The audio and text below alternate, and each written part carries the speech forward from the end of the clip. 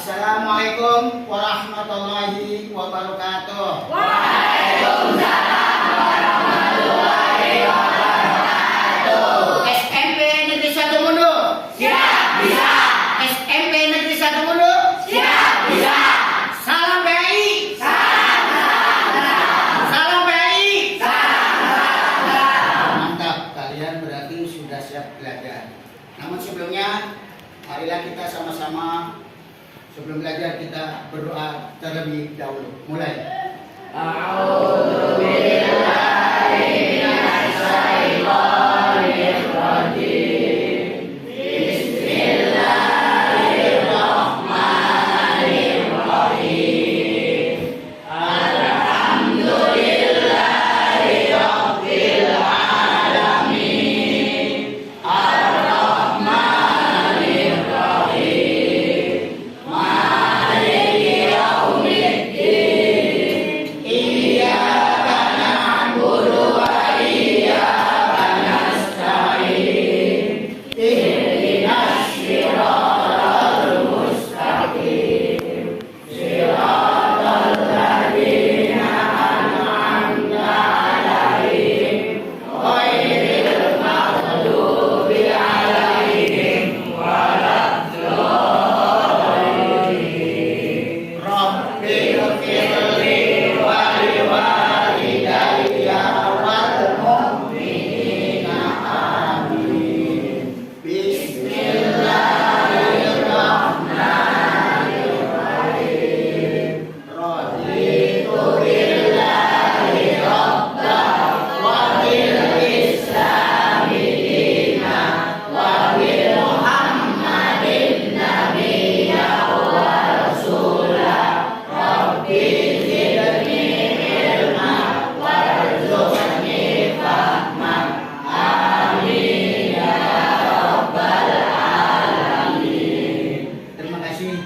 Selanjutnya hari ini ada yang tidak berangkat, semuanya berangkat semua? Baik, hari ini Abi ingin menyampaikan materi tentang inspirasi Al-Quran. Temanya apa? Inspirasi Al-Quran.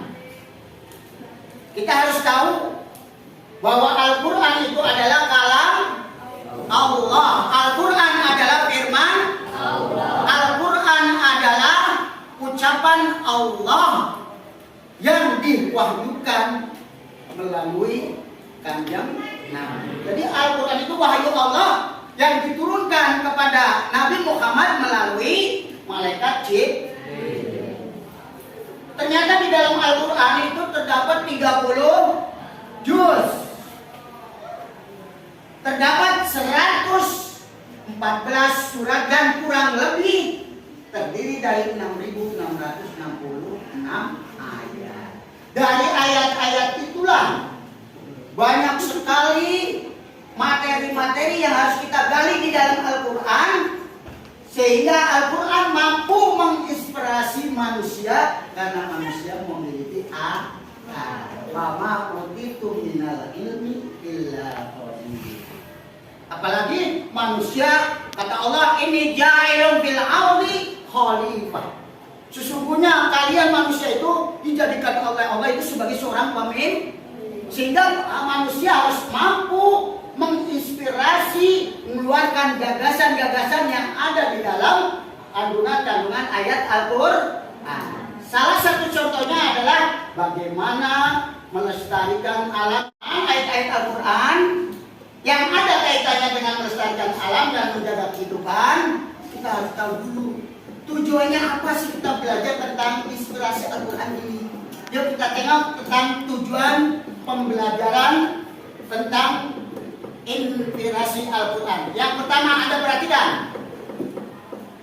Satu, setelah mengikuti pembelajaran ini, ternyata kalian diharapkan satu, mampu baca sama-sama.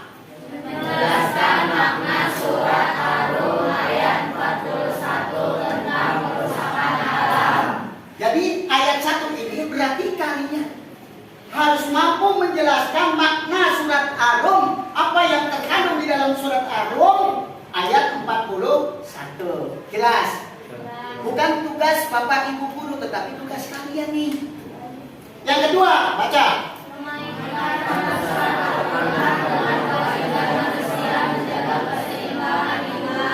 Ya, bagaimana cara kita mengaitkan pesan-pesan yang ada di dalam Al-Quran dengan kita kewajiban manusia di muka bumi ini. Paham? Jelas? Yang ketiga, menumbuhkan sikap tanggung jawab terhadap kelestarian alam sebagai bagian dari ibadah. bayangkan, dengan kita menumbuhkan sikap tanggung jawab sebagai manusia, sebagai khalifah, fir'audi khalifah, maka itu mampu bagian daripada pelaksanaan ibadah. Karena tugas kita di dalam dunia ini adalah kata Allah, wa ma khalaqtul jinna wal insa illa liya'budun. Kata Allah, aku ciptakan jin dan manusia illa liya'budun, kecuali ibadah. Makanya itulah tanggung jawab kita sebagai manusia. Oleh karena itu tugas kalian adalah kembali kepada judul.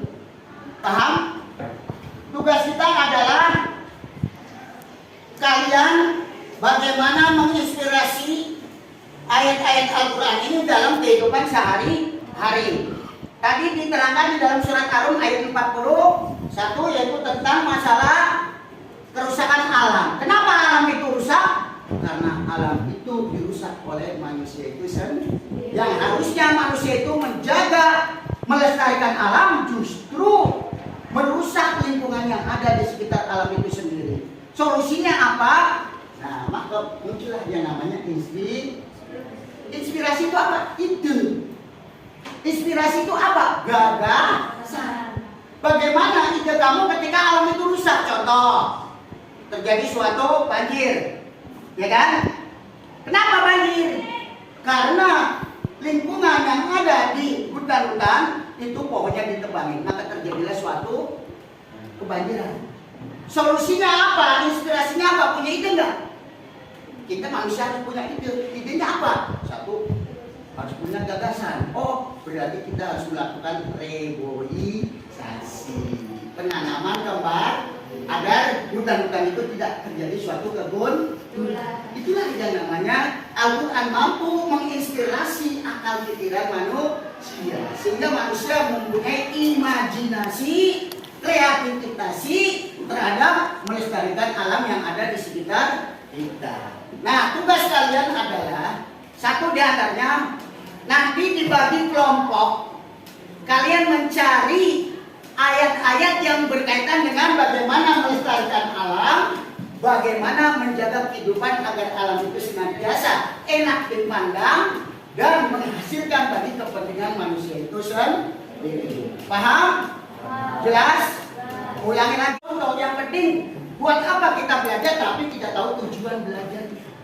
Hari ini kita belajar tentang inspirasi Al-Quran, maka apa sih tujuannya kita belajar tentang Al-Quran? Kita tahu bahwa Al-Quran Allah menurunkan dalam rangka Syahrul Ramadan alladzi unzila fihil Quran hudal linnas. Bahwa Allah menurunkan Al-Quran di bulan Ramadan hudal linnas sebagai petunjuk umat manusia. Enggak ada umat Islam. Jadi Al-Quran itu milik manusia, bukan milik Islam. Makanya agama yang terakhir itu adalah agama Islam yang dibawa oleh Kanjeng Nabi Muhammad Shallallahu Alaihi Wasallam. Paham? Jelas? Yuk kita sebagai orang Islam harus mampu mengkaji, memahami, menghayati, dan sekaligus Al-Quran bukan sekedar dikaji, tapi diamalkan dalam kehidupan sehari-hari. Bisa dipahami? Ada pertanyaan? Ada yang pertanyaan? Baik, ulangi lagi. Saya tanya, Al-Quran ada berapa juz? 30 juz. Ada berapa surat? 114 surat. Ada berapa ayat? 6.666 ayat kurang lebih. Sekarang tugas kalian adalah satu, silakan bentuk kelompok mencari ayat-ayat yang berkaitan dengan melestarikan alam dan menjaga kehidupan. Oke? Bisa dipahami? Sampai di sini aja. Silakan kalian bentuk kelompok masing-masing. Assalamualaikum warahmatullahi wabarakatuh.